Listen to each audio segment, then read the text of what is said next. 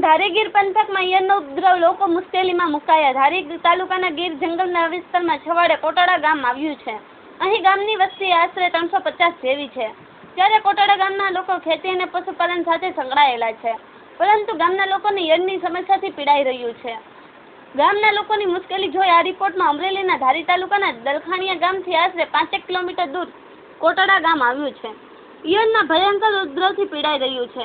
લાખોની સંખ્યામાં ઈયળના ગામથી બજારમાં, ઘરમાં, સ્કૂલના, ખેતરોમાં જ્યાં જુઓ ત્યાં ઈયળ જ જોવા મળે છે. ઈયળ ચોમાસાની શરૂઆતમાં થતા જંગલની નજીક એ ગામો આવેલા છે, ત્યાંથી રહસ્યમય રીતે લાખોની સંખ્યામાં નીકળી રહી છે. ઈયળનો ઉપદ્રવ એટલો બધો કોટડા ગામમાં વધી ગયો છે કે લોકો જમવા બેસે તે થાળીમાં પણ આવે છે.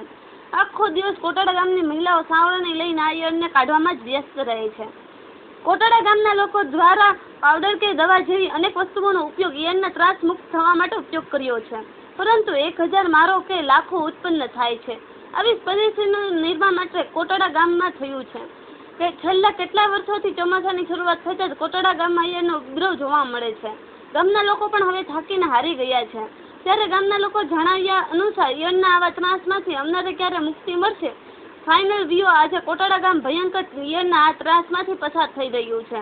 ત્યારે ગ્રામજનોની માત્ર એક જ માંગણી છે કે આ ઈયળના ત્રાસમાંથી વહીવટી તંત્ર દ્વારા જરૂરી હસ્તક્ષેપ કરીને આ ગામના પડતી આ રહસ્યમય સમસ્યામાંથી મુક્તિ અપાવે.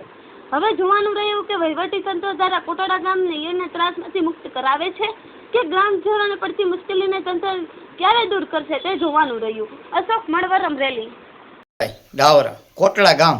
શું સમસ્યા છે? સમસ્યામાં તો ઈયળો કેટલી આવે છે ને કેટલી જાય છે કોઈ હિસાબ જ નથી. આમ નળિયામાં આવે, રૂમમાં આવે, ઓસરીમાં આવે, રસોડામાં આવે, જમતા હોય ત્યારે પડે, વાળવાનું શરૂ જ રહે છે. તીકોડે તો જમાય છે, હુવાતું નથી, જમાતું નથી. કેટલી સંખ્યામાં ઈયળ? લાખો સંખ્યામાં, કરોડો સંખ્યામાં, કોઈ હિસાબ જ નહીં. એમ ક્યારે આવે છે? 24 કલાક શરૂ જ રહી. આ બાબતને લઈ આપે વહીવટીતંત્રને જાણ કરી હતી? જાણ કરી છે, થોડી કોઈ આવતું છે નહીં. શું માગણી છે? માગણી અમને આમાં મુક્ત કરો, કોઈ આવતા જ નથી. ગમે એટલી જાણ કરો. મુખ્ય માગણી શું છે આપની? આપણે આ બસ આમાંથી સોલ્વ કરી જ નાખો એવી માગણી છે. ઈયળના ત્રાસમાંથી? હા, ઈયળના ત્રાસમાંથી. બરાબર છે. ગામને મુક્ત કરો. હા, ગામને મુક્ત કરો. એમી બેન, શું તકલીફ છે?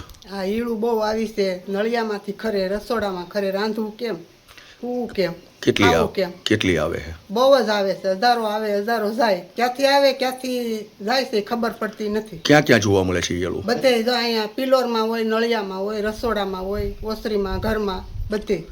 જમવાનું બનાવતી વખતે મુશ્કેલી? જમવાનું બનાવી ન્યા આવે બધે. શું માગણી છે તમારી? અમે એમ કહીએ છીએ કે આમાંથી અમને મુક્ત કરો એમ.